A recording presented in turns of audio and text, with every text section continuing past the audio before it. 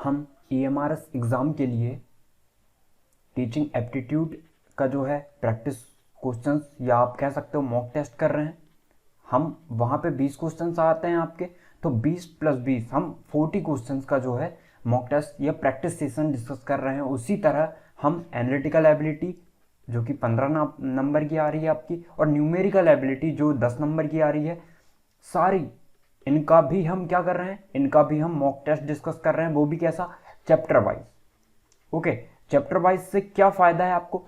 Chapter wise से ये फायदा है कि आपकी कॉन्सेप्ट की क्लैरिटी मिल रही है, और एक टाइप के क्वेश्चंस कर रहे हैं तो ज़्यादा फायदा है, ना कि मिक्स क्वेश्चन करके। मिक्स क्वेश्चन करके ज़्यादा फायदा रहेगा आपको तब जब ये वीडियोज़ आप देख लोगे, तो फिर हम मिक्स क्वेश्चन की करेंगे। हम जल्दी जल्दी सारे टाइप आपके कवर हो जाएं, इस तरीके से कर रहे हैं। ओके, और यदि आपने टीचिंग एप्टीट्यूड की थ्योरी नहीं देखी है तो आप वहां से देख सकते हो, आपको बहुत ज़्यादा फायदा होगा। स्ट्रेटजी वीडियो, कौन से एग्जाम की तैयारी आपको, कौन से सब्जेक्ट की तैयारी आपको कैसी करनी है, मैंने ये सारी चीज़ें आपको बता रखी है चैनल पे। और ये जो वीडियो है आपके हर एग्जाम के लिए महत्वपूर्ण है, जहां जहां आपकी मैथ्स और रीजनिंग आती है। ओके, तो रीजनिंग का ज़्यादा वेटेज है आपका, तो उस हिसाब से हमने 15 क्वेश्चन जो है रखे हैं। हमने एनालॉजी जो टॉपिक है हमारा, वो हमने लगभग चार या 3 चैप्टर में हमने कंप्लीट कर लिया। 3 चैप्टर में हमने 3 वीडियो में उनको कंप्लीट कर लिया है, सारे के सारे टाइप। वैसे ही हमने सिंप्लीफिकेशन के जितने भी टाइप बनते हैं आपके, जितने भी टाइप बनते हैं सारे हमने कवर कर लिया है। सॉरी। और अब हम क्या कर रहे हैं, अब हम नंबर सिस्टम करेंगे मैथ्स में, और आपके रीजनिंग में हम क्या करने वाले हैं, जिसे आप एनालिटिकल एबिलिटी बोलते हो, तो उसमें हम करने वाले हैं अब आपके जो विषम शब्द होते हैं ना, जो कि आपको 4 में से अलग करना पड़ता है, कि 4 आपके 3 एक से होंगे और एक आपका विषम होगा जो किसी से मैच नहीं होगा। तो उस टाइप के क्वेश्चंस हम कर रहे होंगे। ओके, तो देखते हैं। सबसे पहली बात है, आपको इसको वीडियो की तरह नहीं लेना है, आपको लेना है कि आप एक टेस्ट दे रहे हो। ओके, तो आपको पॉज करना है और ये जो है सारे आपको आंसर देने हैं। 15 क्वेश्चन आने हैं आपके, तो 15 के 15 आप दीजिए।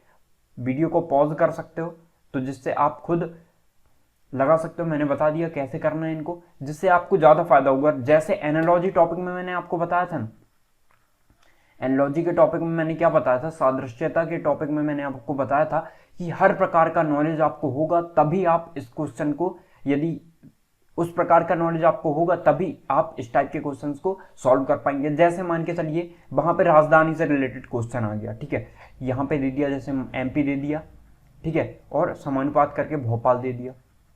ओके, अब फिर यहाँ पे CG दे देगा और आपको बताना होगा, तो आप क्या बताओगे यहाँ पे कि जैसे इसकी राजधानी भोपाल है आपकी, तो वैसे ही छत्तीसगढ़ की राजधानी आपकी क्या है, रायपुर है। तो ऐसे आपको बताना होता है। ओके, सादृश्यता में तो इस प्रकार से आ सकता है। कहो आपकी विश्व की आ जाए कोई, ठीक है, या विश्व का कोई स्टेट आ जाए या शहर आ जाए बड़ा, तो हर प्रकार का नॉलेज होगा ना। वैसे ही ये भी टॉपिक आपका है, आपको हर प्रकार का नॉलेज होगा। मैथ्स, रीजनिंग, आपका GK, कहीं से भी रिलेटेड क्वेश्चन बन सकता है यहाँ पे। तो आपको ये देखना है कि आप कैसे टैकल करते हो इन क्वेश्चन को। ओके, तो हम देखते हैं। आपको पॉज करना है, आपको जवाब देना है कमेंट सेक्शन में। अब मैं बताता हूं कि आप फिर देखिएगा कि आपके कितने सही होते हैं। ओके, फर्स्ट नंबर देखते हैं क्या है। फर्स्ट, आपको क्या करना है, निम्नलिखित प्रश्न में दिए गए विकल्पों में से विषम शब्द चुनिए। ठीक है, तो विषम शब्द चुनना है। देखते हैं हम, रतौंधी, स्कर्वी, इन्फ्लुएंजा और सूखा रोग। ठीक है, तो ये सारे कैसे हैं, इनको यदि आपको नॉलेज में होगा तो ये सारे के सारे कैसे हैं, रोग हैं। लेकिन आपका जो इन्फ्लुएंजा है ना, सारे विटामिन की कमी से होते हैं आपके। ठीक है, रतौंधी कौन से विटामिन की कमी से होता है, आई होप आपका ए की कमी से होता है शायद। ठीक है, तो इसमें कंफ्यूजन है शायद, लगभग ए की 90%, 99% मैं कह रहा हूँ कि ए से होगा, पर एक बार आप चेक कर लीजिएगा। तो वैसे ही स्कर्वी का, सूखा रोग, आपके ये सारे जो हैं किसी ना किसी विटामिन की कमी से होते हैं।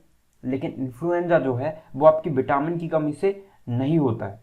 ओके, तो ये चीज आपको पता होगी तभी आप बता सकते हो। ओके, तो हम देखते हैं आपका राइट आंसर क्या होगा, इन्फ्लुएंजा होगा। अब हम नेक्स्ट देखते हैं। सॉरी, नेक्स्ट है आपका हृदय रोग विज्ञान, मनोविज्ञान, न्यूरोलॉजी या नेफ्रोलॉजी। ठीक है, तो आप देख रहे होगे क्वेश्चंस में मनोविज्ञान आपने तो समझते होगे, साइकोलॉजी, ठीक है, जिसे हम कहते हैं। तो साइकोलॉजी आपने देखा होगा कि ये कैसा है, हमारे विचारों से संबंधित है, हमारे हाव भाव से संबंधित है। ओके, लेकिन हृदय रोग मतलब हृदय से संबंधित है आपका, न्यूरोलॉजी मतलब आपके नर्व से संबंधित है, ठीक है, नेफ्रोलॉजी तो वैसे ये सारे के सारे जो है ना आपके शरीर रोग से संबंधित है। लेकिन आपका जो मनोविज्ञान है वो आपकी मनोदशा, आपके विचार, आपके भावों के ऊपर डिपेंड करता है। तो आपका जो राइट आंसर होगा वो क्या होगा, बी ऑप्शन मनोविज्ञान, ना कि ये। ओके, हमें विषम चूज करना है। ये तीनों में हमने रिलेशन बता दिया कि ये तीनों एक दूसरे से रिलेटेड है, मतलब एक दूसरे से नहीं, किसी ना किसी चीज से रिलेटेड है, लेकिन ये जो है इनसे मेल नहीं खा रहा है। तो आपका राइट आंसर क्या होगा, मनोविज्ञान होगा। अब नेक्स्ट देखते हैं, हाथी, मगर, गेंडा और दरियाई घोड़ा। ओके, तो इनमें बताना है आपको। तो आपको पता होगा कि यहाँ पे ना मगर जो है वो आपका सरीसृप की श्रेणी में आता है। सरीसृप आपको पता होगा जो बहुत इंपॉर्टेंट है, सरीसृप, स्तनधारी, तो इनको आपको देखना है, और बाकी सारे स्तनधारी हैं। तो आपको बताना है राइट आंसर मगर। ओके, नेक्स्ट देखते हैं हम, कार, बस, स्कूटर और जीप। सॉरी, फोर्थ नंबर का बताना है आपको क्या आंसर आपका सही होगा। तो देखते हैं हम, कार आपका, बस, कोई रिलेशन इनमें देखना है आपको। ओके, तो आप एक चीज देखोगे कि स्कूटर जो है वो 2 पहिए का है, स्कूटर 2 पहिए का होता है आपका, लेकिन बाकी जो बच्चे हैं सारे के सारे कैसे हैं दिख रहे होंगे आपको, सारे के सारे जो है आपको 4 पहिए के दिख रहे होंगे, बस भी, जीप भी आपकी और कार भी। आप कुछ लोग कहेंगे बस के और भी होते हैं, और भी चक्के होते हैं, तो आप छोटी बस से रिलेट कर सकते हो ना। तो 4 होते हैं, इनमें भी 4, या आप 2 से ज्यादा कह सकते हो कि 2 से ज्यादा इन सारे के होते हैं। ओके, स्कूटर के 2 होते हैं, तो स्कूटर आपका राइट आंसर होगा, विषम जो है आपका स्कूटर होगा। ओके, तो ये सारे आपके आंसर नहीं होंगे, इनमें रिलेशन बना लिए हमने, तो आपका राइट आंसर क्या होगा, स्कूटर।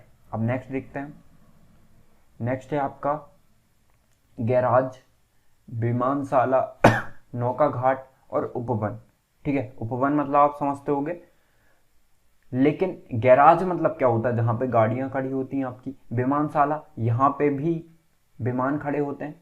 ओके, नौका घाट, यहाँ नाव खड़ी होती है आपकी। पर उपवन क्या है, एक वन से संबंधित लग रहा है आपको, ठीक है, या फिर उद्यान से संबंधित लग रहा है। तो यहाँ पे ना गाड़ियां खड़ी होती हैं, ना किसी प्रकार की आपके यातायात के साधन खड़े होते हैं। तो आपका जो राइट आंसर होगा वो क्या होगा, उपवन। ओके, तो इस प्रकार से आपको सही आंसर लगाना है। ओके, तो 15 तक आते हैं। तो ये जो है ना 16, 17, 18, 19 ये आपको बताने हैं कमेंट सेक्शन में। ये आपके लिए आप होमवर्क कह सकते हो, या आपको कमेंट सेक्शन में तुरंत बताना है, आप जो भी समझो। ओके, अब देखते हैं, मनी ऑर्डर, स्पीड पोस्ट, पत्र या SMS। ओके, तो आप देखते हो मनी ऑर्डर हम कहां से करते हैं, पोस्ट की मदद से कर सकते हैं। पत्र भेजते हैं हम पोस्ट की मदद से, डाकघर की मदद से आप कह सकते हो। स्पीड पोस्ट ये भी डाकघर की मदद से पहुंचाते हैं हम। लेकिन आपको पता होगा SMS ये आप मोबाइल से सेंड करते हो। तो आपका जो विषम शब्द होगा या इसमें हम क्या कह सकते हैं, SMS होगा। ओके, तो ये चीजें आपको पता होनी चाहिए। अब नेक्स्ट देखते हैं, नेक्स्ट क्या है, आंखें, नाक, ओंठ और गला। तो इनमें आपका हमें विषम शब्द ढूंढना है, तो आपको बताना है इसमें क्या होगा। सबसे पहली बात, आंखें, नाक, ओंठ, क्या रिलेशन बना पा रहे हो आप इनमें, और गला, क्या कोई भिन्न चीज दिख रही है आपको इनमें। ओके, तो हम देखते हैं, यदि हम आंख की बात करें, आंख आप देख सकते हो, दूसरे की आंख देख सकते हो आप, है ना, आंखें दिखाई देती हैं। नाक, नाक भी बाहर ही आपको दिखाई दे रही है। ओके, ओंठ, ओंठ भी सभी के बाहर हैं, वो भी दिखाई दे रहे हैं सभी के ओंठ। लेकिन गला जो है अब कुछ लोग कहेंगे गला भी तो दिखाई दे रहा है सबका, ठीक है, लेकिन मैं बात करूं आंतरिक भाग की। ठीक है, आंखें कैसी हैं, आंख बाहर यदि आप बंद कर लेते हो तो भी आपकी आंख इस तरीके से नहीं कहते हम, यदि बंद रहती तो आंखें खुली हैं, आंखें खुली हैं मतलब आंख दिखाई दे रही है, नाक तो बाहर ही है आपकी, है ना। ओंठ, गला लेकिन आंतरिक भाग को कहते हैं हम, जहां से आपका जो है पानी कहें हम, या फिर आप जो चीज कहें, आपका गला किस प्रकार से संबंधित है, ठीक है। तो गला आंतरिक भाग हो गया, इसलिए आपका विषम क्या होगा, गला होगा।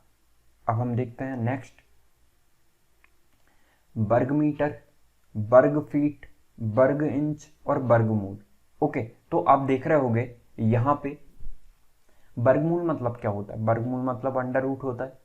वर्ग फीट मतलब क्या होता है, फीट का स्क्वायर आपने सुना होगा कहीं पे। मान के चलिए ये आयत है, ठीक है, ये 4 दे दिया मैंने, ये 5 दे दिया, इसकी लंबाई जो है 4 हो गई, आप चौड़ाई जो है 5 हो गई, आप जो भी कहें इसको, ठीक है। तो लंबाई चौड़ाई आपको समझ में आई यहाँ पे। अब यदि मैं कहूँ कि 4 मीटर और 5 मीटर का एक आयत है, 4 मीटर इंटू 5 मीटर का एक आयत है, आपको इसमें क्षेत्रफल बताना है, तो आप क्षेत्रफल कैसे बताओगे, लंबाई गुणा चौड़ाई, 4 गुणा 5, तो 5 को 20, तो आप इसको आंसर मीटर में था तो आप वर्ग मीटर कहते हो। ओके, इसका आंसर। वैसे यदि इंच में रहेगा तो आप क्या कहोगे, वर्ग इंच, 20 वर्ग इंच। फीट में रहेगा तो 20 वर्ग फीट। लेकिन वर्गमूल, वर्गमूल वर्ग लिखा है क्या इसमें, वर्ग, ये वर्ग नहीं है, ये तो वर्गमूल है, जैसे 4 का वर्गमूल क्या होता है 2, तो उसी प्रकार से। ओके, तो आपका जो भिन्न है वो क्या है, वर्गमूल है। अब नेक्स्ट देखते हैं, आयरन, कॉपर, सिल्वर, जिंक और सेरेमिक। आप देख रहे होंगे, आपने यदि पेरियोडिक टेबल देखी होगी तो सारे के सारे वर्ड आपको किसमें दिख रहे हैं, पेरियोडिक टेबल के हैं। अब सेरेमिक जो है आपका, सेरेमिक नहीं दिखता होगा आपको। ओके, जिसने भी पेरियोडिक टेबल पढ़ी होगी उसको पता होगा कि सेरेमिक नहीं होता है, ये सारी धातुएं हैं आपकी। और सेरेमिक जो है ना, मिट्टी के जो बर्तन बनाए जाते हैं, चीनी मिट्टी के कह सकते हो आप, तो वो बर्तनों को हम सेरेमिक कहते हैं। तो आपका जो विषम होगा, सारे आपके क्या हैं, मेटल हैं, धातु हैं, लेकिन सेरेमिक जो है वो आपका मेटल नहीं है। तो आप समझ गए। ओके, अब देखते हैं हम mouth organ. Next 10th number, mouth organ, electric guitar, keyboard और सोनाटा। सॉरी। तो यहाँ पे माउथ ऑर्गन, ठीक है, ये भी एक बजाने का आपका हो गया, इंस्ट्रूमेंट कह सकते हैं हम। इलेक्ट्रॉनिक गिटार, ये भी इंस्ट्रूमेंट है बजाने का, वाद्य यंत्र जिसे हम कहते हैं। कीबोर्ड, अब कीबोर्ड आप लैपटॉप का मत समझना, ठीक है। कीबोर्ड आता है जिसमें आप कह सकते हो ऐसी बटन होती है ना, सफ़ेद होगी, ऐसी सफ़ेद, और ये बीच बीच में काली, तो इसे हम कीबोर्ड कहते हैं। तो कीबोर्ड भी एक बजाने का यंत्र है आपका। लेकिन सोनाटा, सोनाटा क्या है, सोनाटा एक जो है वाद्य यंत्र नहीं है, ये आपका जो है संगीत जो लिखा होता है ना अपना, जैसे संगीत आप देखते होगे, ऐसा कुछ, ऐसी कुछ ध्वनि से लिखा रहता है जो सिर्फ वही समझते हैं ना, जो सिंगर लोग होते हैं, कीबोर्ड बजाते हैं। तो इसका एक शॉर्ट नोट हम कह सकते हैं, उसे हम सोनाटा कहते हैं। तो सारे के सारे आपको वाद्य यंत्र दिख रहे हैं, लेकिन सोनाटा क्या है, ये वाद्य यंत्र नहीं है, ये तो एक नोट है जो कि संगीत का होता है। तो सोनाटा आपका राइट आंसर होगा। ओके, आई होप आपको समझ में आ रहा होगा। अब हम नेक्स्ट देखते हैं, टैंक, महासागर, कुआं और झील। ओके, अब सब में पानी भरा है, सब में पानी होता है आप देखते हो, लेकिन टैंक में आप देखते हो कि दूध भी जा सकता है, पेट्रोल भी जा सकता है। ओके, तो आप इस तरीके से रिलेट कर सकते हो, या फिर आप देख सकते हो कि टैंक जो है ना स्थिर नहीं होता है, कुआं स्थिर होता है, कुएं को एक जगह से दूसरे स्थान नहीं ले जा सकते आप। वैसे ही महासागर स्थिर है, झील स्थिर है। ओके, लेकिन टैंक को हम एक स्थान से दूसरे स्थान ले जा सकते हैं, इसलिए टैंक जो है आपका विषम होगा। ओके, तो इस प्रकार से हमें रिलेशन बतानी पड़ती है। अब नेक्स्ट देखते हैं हम घोंसला, बिल, छत और अड्डा। ओके, तो इनमें बताना है आपको कि क्या राइट आंसर होगा। अब देखिए, घोंसले की बात कर सॉरी सॉरी घोंसले की बात करें यदि हम, तो घोंसला, बिल, छत, अब आप तीनों में रिलेशन बना पाओगे कि घोंसला हो गया, यहाँ पे भी कोई रहता है, बिल में भी कोई रहता है, छत में कोई रहता है क्या, अड्डे में भी कोई रहता है। अड्डा जो है आप बता सकते हो, अड्डा है ना, अड्डा भी आप कह सकते हो कोई ना कोई रहता है वहां पे। लेकिन छत, छत में कोई नहीं रहता। छत तो एक कह सकते हैं एक घर का ऊपरी भाग है। ओके, तो इसमें कोई नहीं रहता, इसलिए आपका विषम क्या होगा, छत होगा। अब नेक्स्ट देखते हैं। नेक्स्ट है आपका मील, लीटर, सेंटीमीटर और गज। ओके, तो इनमें बताना है आपको क्या रिलेशन है। तो आप देख रहे होगे कि मील, इससे भी आप नापते हो किलोमीटर, मतलब मील एक स्थान से दूसरे स्थान की दूरी नापने के काम आता है।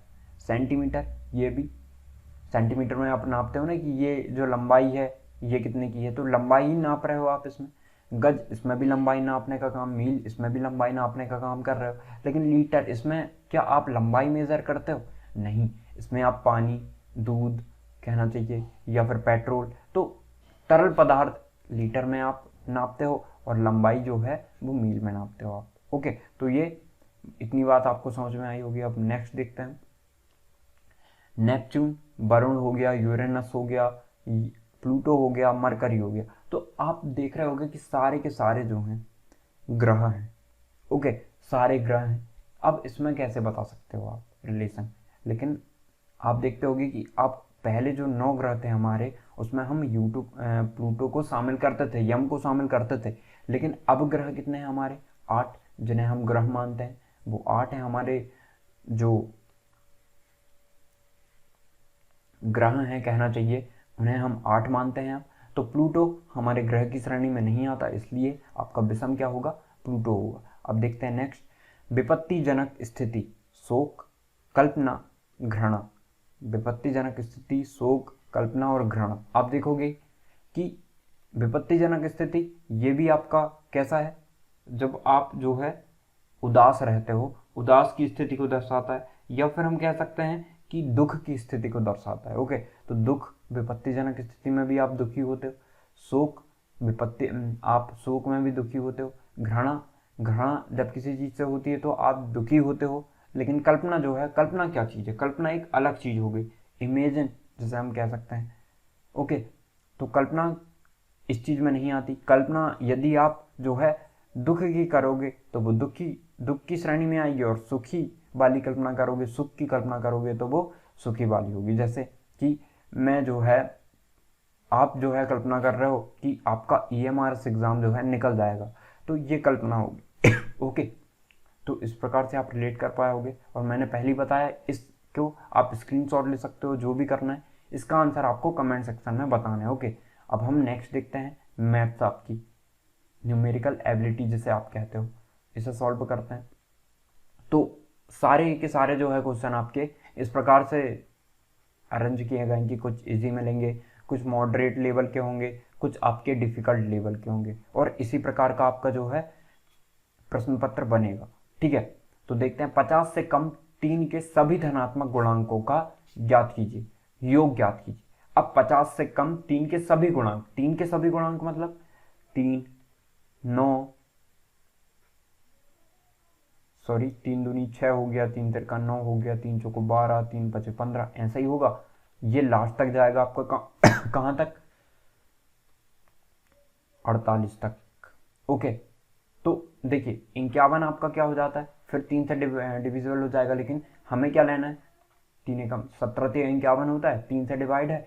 लेकिन 51 कैसा है, 50 से ज़्यादा हो गया, लेकिन हमें 50 से कम लेना है। अब इनका योग निकालना है। तो एक मेथड तो ये हो गया कि आप 48 लिखो, फिर आप लिखो जो है 45, ठीक है, उसके बाद लिखो आप 42। तो इस प्रकार से करते चलो, फिर जोड़ो इनको सबको। तो इतना करने से सही है कि आपको पता होगा सॉरी, आपको पता होगा AP, अरिथमेटिक प्रोग्रेशन, समांतर श्रेणी। समांतर श्रेणी यदि नहीं पढ़ा है तो मैं ब्रीफली आपको बता देता हूँ। समांतर श्रेणी क्या होती है, जब भी कोई सीरीज आपको, कोई श्रेणी आपको ऐसी दिखाई दे जिसमें जो कॉमन डिफरेंस है इनका, ठीक है, जो सर्वांतर है, 9 में से 6 घटाओगे 3 आएगा, 6 में से 3 घटाओगे 3 आएगा, 12 में से 9 घटाओगे 3 आएगा।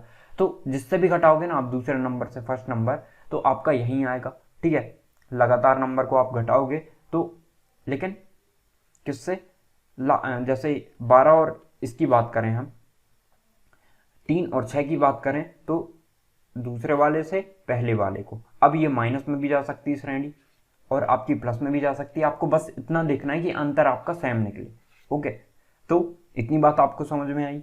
अब इसका हमें योग निकालना है, तो योग निकालने के लिए आपको क्या करना होता है, फॉर्मूला होता है n/2 2a plus n-1 into D.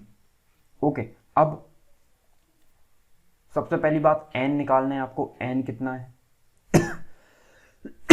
Sorry, n निकालना है आपको। नंबर ऑफ मतलब कितने नंबर्स हैं, ये कितने हैं, जैसे गिनेंगे हम 1 2 3 4 5 6, गिनते रहोगे। ओके, तो गिनने से अच्छा है कि हम इनका निकाल लें कि कितने हैं ये। अब यदि आपको बताना है कि n कितने हैं, मतलब टोटल नंबर्स कितने हैं, तो इसके लिए हम कुछ नहीं, आप इतना कर सकते हो कि यदि मैं आपसे तीसरा पूछूं कि तीसरा कितना होगा, ओके, या फिर एक सूत्र होता है इसमें भी, यदि हम n टर्म की बात करें, जैसे आपका कोई भी नंबर है, यहाँ पे nth नंबर की बात करें हम, nth नंबर, इसे हम n दे देते हैं कि nवा नंबर जो है आपका 48 है, तो हमारे जितने भी होंगे वो निकल जाएंगे, और a plus n-1 into D. n क्या है आपका, कितने नंबर हैं, n की संख्या कितनी है, और nth टर्म कितनी है आपकी, nth टर्म मतलब tn की बात करें, वो कितना है, 48 है। ओके, 48, a कितना है आपका, 3 है। किसी को नया लगता होगा, यदि जिसने नहीं पढ़ा होगा, मैं और डिटेल में बताऊंगा इसे, तो आपको देखना है सिर्फ n-1, दो तरीके से आप देख सकते हो। डी कितना है, डी कैसे निकलता है, सर्वांतर, मतलब a2 माइनस a1 करोगे आप तो d निकल जाएगा आपका, कितना आ गया, 3 आ गया, तो ये 3 है।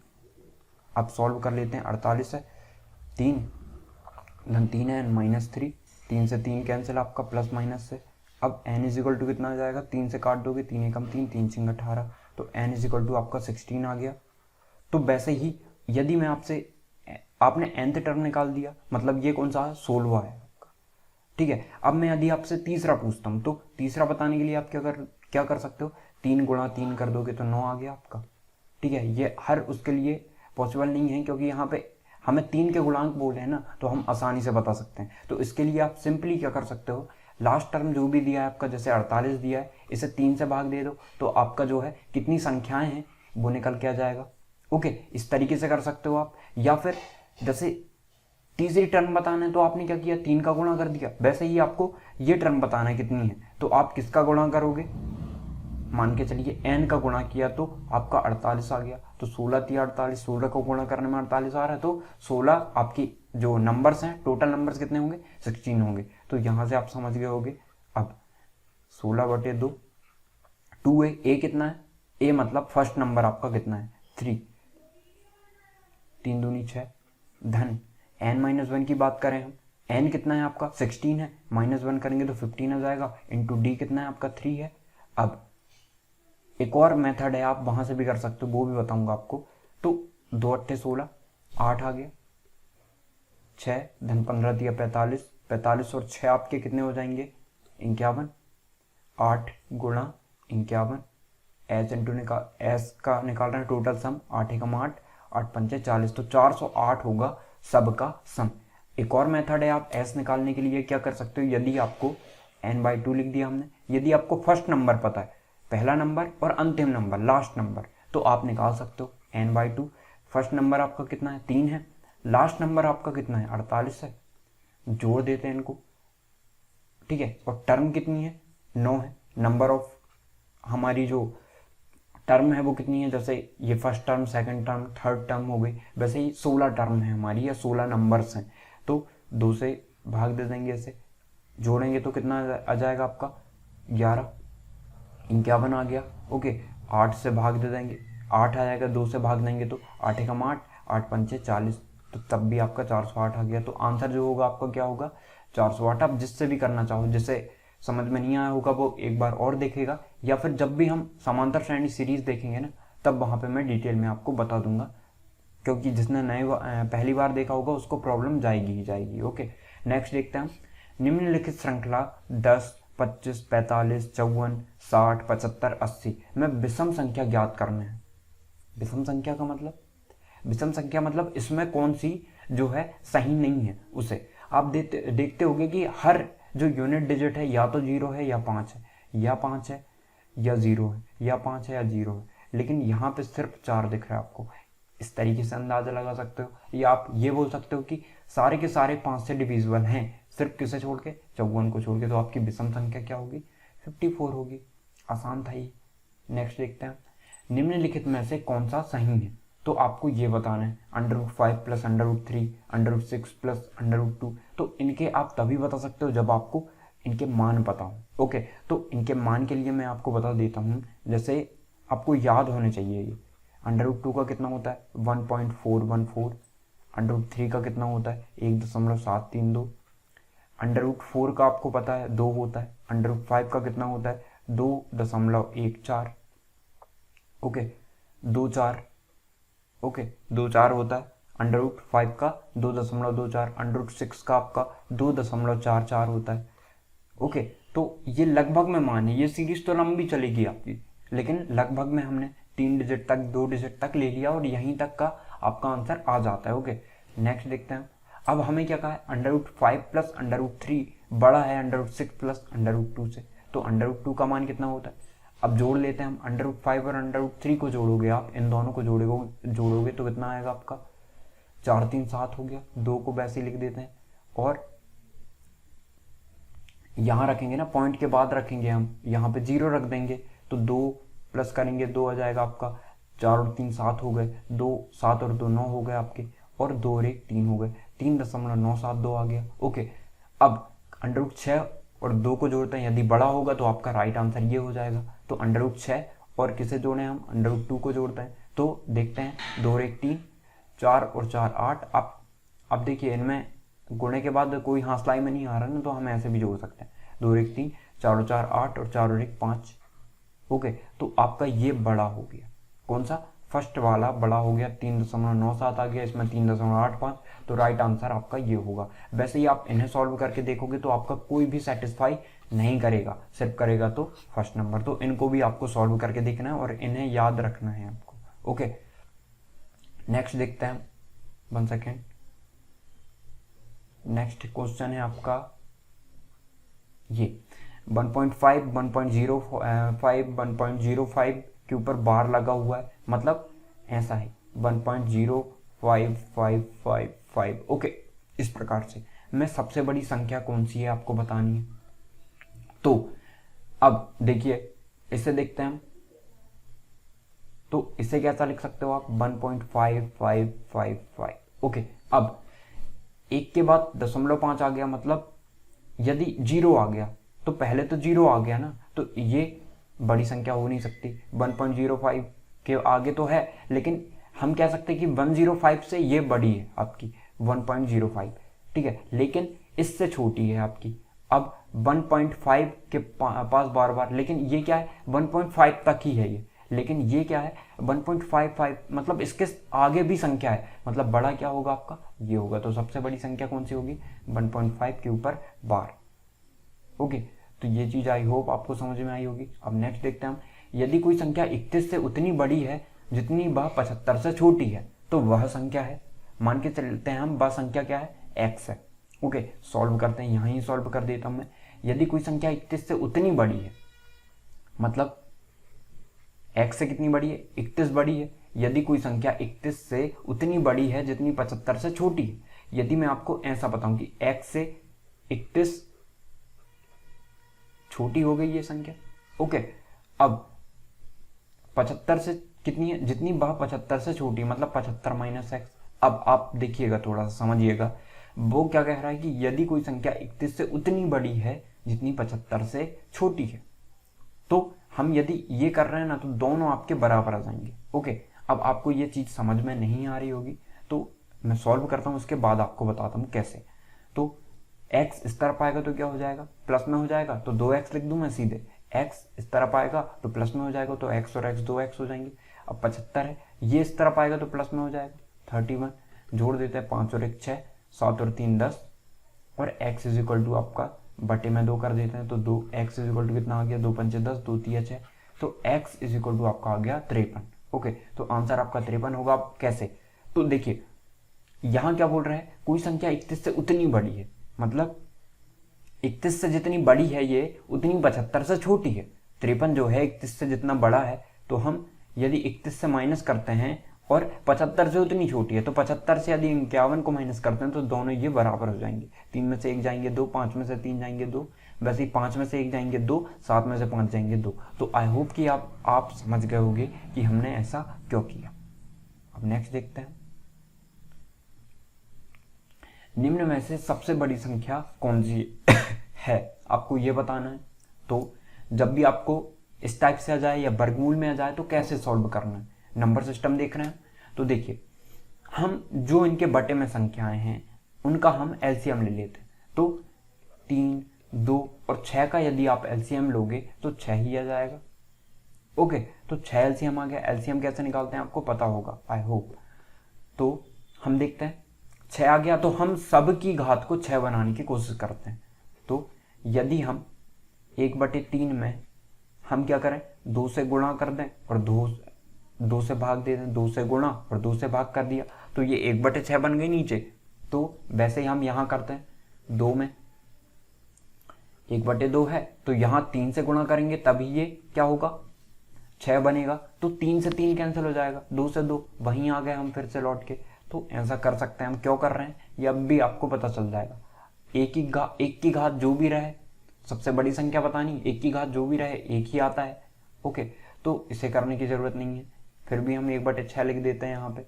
अब बात करते हैं हम 6, तो 6 की घात आपकी 1/6 है, तो ये पहले सही है, इसको बदलने की जरूरत नहीं है। ऐसा क्यों कर रहे हैं, यदि हम सबकी घात को 1/6 निकाल लेंगे ना तो हम इनको कंपैरिजन कर सकते हैं। ये जो बड़ा आएगा वही बड़ा होगा सबसे, क्योंकि घात सबकी एक सी है।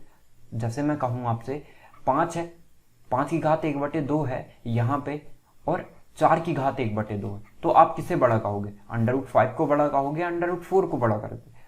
ऑब्वियसली बात है, √5 को बड़ा कहोगे आप। तो वैसे ही एक सी घात रही तो आपने बता दिया, जो संख्या बेस में ज्यादा होगी वही संख्या बड़ी होगी। तो वैसे ही हम इनकी घात को इक्वल कर रहे हैं। ओके, तो आपको ये पता होगा कि x की घात m पूरी की घात n इजिकल टू x की घात m इंटू n होता है, ये पता होगा। तो हम क्या ऐसा लिख सकते हैं इसे, 2 पूरी की पावर 1/6, गुणा करोगे फिर 2/6 हो जाएगा, 2/6 हो जाएगा, कोई प्रॉब्लम नहीं होगी इसमें। फिर इसको हम 2 की घात 3 और बट की घात 1/6 लिख सकते हैं, जैसा मैंने आपको पहले ही बताया, 1 को नहीं लिखते हैं। 6 की घात 1/6 कर देते हैं यहाँ पे। ओके, अब 3 की घात 2 को आप क्या लिख सकते हो, 3 3 9 की घात 1/6, 2 की घात मतलब 8 लिख सकते हो, 2 की घात 3 1/6, और 6 की घात 1/6। सबसे बड़ा आपको क्या दिख रहा है, 9, तो यही संख्या आपकी बड़ी होगी। तो किसे लिखे हमने ऐसा, 3 की घात को लिखें, तो आपका 3 की घात 1/3 सबसे बड़ा होगा। तो इस प्रकार से आपको सॉल्व करना है इस टाइप के क्वेश्चंस को। आई होप आपको समझ में आया होगा। अब यहाँ पे क्या दिया है, इसमें हमें सबसे बड़ी संख्या बतानी है, तो हम देखते हैं कौन सी आपकी सबसे बड़ी संख्या होगी। तो 0.1 का वर्ग मतलब आप क्या करोगे, 0.1 इंटू 0.1 करोगे, 0.1, तो 2 संख्या के बाद दशमलव जाएगा मतलब 0.01, 1 का गुणा 1 में करोगे एक ही आएगा, तो ऐसा लिखोगे आप। ओके, अब इसे क्या लिख सकते हो आप, 0.0121, इसको आप लिख सकते हो,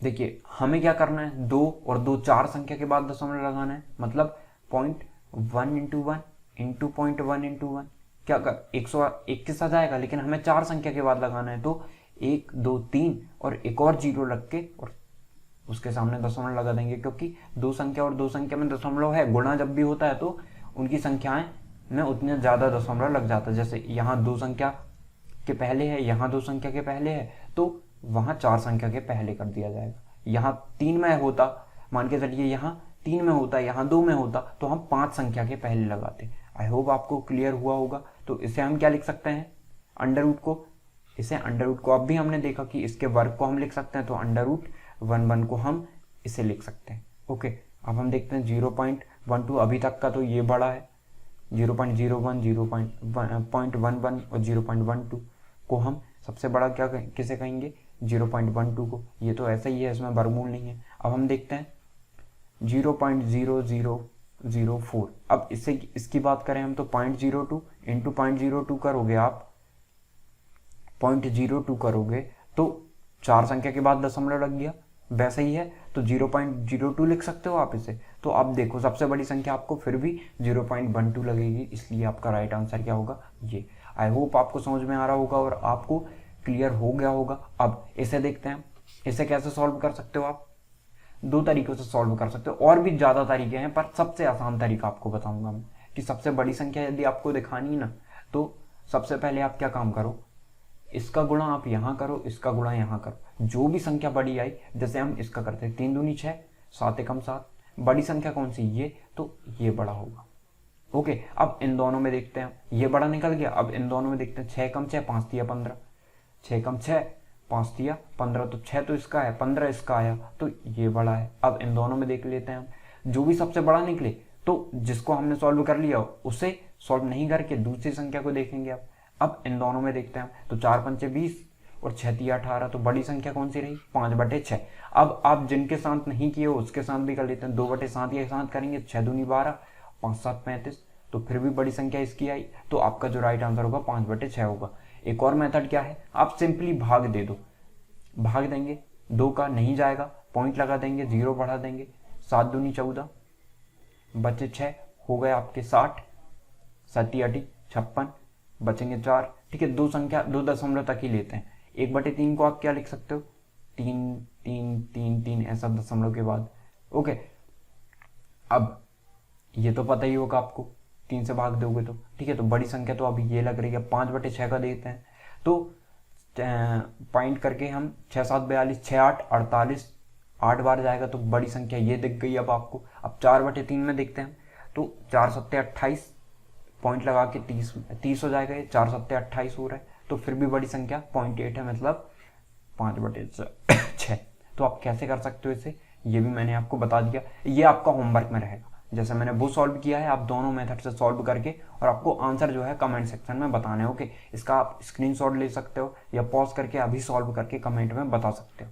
अब नेक्स्ट देखते हैं हम, 5 अंकों वाली सबसे छोटी संख्या जो 476 से पूर्णतः विभाजित होती है वो बताना है। तो 5 अंकों की सबसे छोटी संख्या क्या है, 1 2 3 4 यही है, 1 2 3 4 5, 5 की सबसे बड़ी संख्या आपकी, छोटी संख्या ये, बड़ी संख्या 9 9 9 9 9। ठीक है, ये तो आपको पता होगा, सबसे छोटी संख्या ये है 10,000, और सबसे बड़ी संख्या 99,999। अब आपको 476 से निकालना है ना, तो आप एक काम करो, सिंपली 10,000 को 476 से भाग दे दो, 476 से, तो देते हैं हम, एक बार में तो जाएगा नहीं, 3 चौको 12 बढ़ जाएगा, 2 बार में देते हैं। ओके, तो 2 6 12 की 2, हाथ लाई 1, 7 दूनी 14 1 15, 5 हाथ लाई 1, 4 दूनी 8 और 1 9, 10 में तो 2 जाएंगे आपके, 8 बचेंगे। फिर बचा यहाँ पे कितना, 9, 9 में से 5 जाएंगे, 4 बचेंगे, यहाँ बचा आपका 10, सॉरी 9, 9 में से 9 गए आपके 0। ओके, एक कैरी कर लिए थे हमने, अब 0 और उतार लिया हमने। अब कितने बार में जाएगा, एक बार में, तो 4 7 6 लिखोगे, 4 बचा, यहाँ 7 बचा, यहाँ 7, तो आपका 4 रिमाइंडर आ गया। मतलब कि यदि हम इसमें 4 जोड़ देंगे तो आपका पूरा पूरा डिवाइड हो जाएगा 476 से, यही कह सकते हैं हम। तो सॉरी, यदि हम देखें यहाँ पे, यदि मैं आपसे बोलूं यहाँ पे कि 4 रिमाइंडर है यहाँ पे, ओके 4 रिमाइंडर है यहाँ पे, यदि हम 10,000 में से 4 माइनस कर देते हैं, ओके 4 यदि माइनस कर दोगे तो यहाँ कितना हो जाएगा, 476 बचेगा लास्ट में, तो पूरा डिवाइड हो जाएगा ये। लेकिन एक बार में 21 बार में 21 का गुणा करो इसमें, आपका कितना जाएगा पता है, आपका जाएगा ये 4 माइनस करेंगे ना तो ये 6999, ये पूरा टोटली डिवाइड हो जाएगा। लेकिन हमें तो 5 अंक की बताना है, तो 5 अंक की बताने के लिए हम क्या कर सकते हैं, यहाँ पे आप सिंपली क्या करो, 10,000 दिया है, इसमें कितने कम हो रहे हैं, इसमें 4 कम हो रहा है, मतलब 996 बोल सकते हैं। 4 कम करेंगे तो इतना टोटली आ जाएगा, इससे पूरा पूरा भाग जा रहा है। अब इसमें हम क्या जोड़ दें, 476 और जोड़ दें तो राइट हो जाएगा हमारा आंसर। तो इसमें आप 476 जोड़ के भाग दे के देख सकते हो, आपका राइट आंसर आ जाएगा, इनको योग करके, और फिर आपका राइट आंसर आ जाएगा। या फिर एक और मेथड है, माइनस करने से अच्छा है आप ऐसा कर लो, इससे 10,000 ही रहने दो, माइनस इससे करते आप, है ना, इससे माइनस करते और फिर इससे प्लस करते। इससे अच्छा ये है कि आप एक काम करो, माइनस इससे करो प्लस में है सारे तो माइनस इससे कर लो या फिर 476 में से माइनस कर लो, आपका आंसर वहीं आना है। तो आप इससे भी करके देखिएगा, आपका वहीं आंसर आएगा। ओके, और समझ में नहीं आया होगा तो एक बार और बता दीजिएगा, यदि फिर भी नहीं आता है तो कमेंट सेक्शन में बता दीजिएगा। मैं इसे सेकंड जब भी वीडियो आएगी तब भी मैं आपको सॉल्व करके बता दूंगा। ओके, तो इससे माइनस करोगे कितना आएगा, इससे आप इजीली जोड़ सकते हो। इससे माइनस करें तो 472 आ गया, और 10,000 से जोड़ना है तो आपका 472 यहाँ आ जाएगा, और 10 बचेगा तो 10,472 जो है आपका राइट आंसर होगा। इससे भी जोड़ोगे तो आपका आंसर यहीं आना है। तो आई होप आपको सारी चीज़ें क्लियर हो गई होंगी। ये आपका जो है होमवर्क बोल लो या कमेंट में बताना है, आप जो भी समझो इसे। तो इस तरीके से हम कर रहे होंगे, सभी सेशंस ऐसे ही हैं आपके, तो आपको बहुत कुछ सीखने को मिला होगा। तो इसलिए हम जो है टॉपिक वाइज कर रहे हैं, और फिर हम मिक्स क्वेश्चंस की प्रैक्टिस करेंगे जो आपके लिए बेनिफिशियल होगा एग्जाम की दृष्टि से। तो आई होप आपको चीज़ें समझ में आई होगी। Thank you.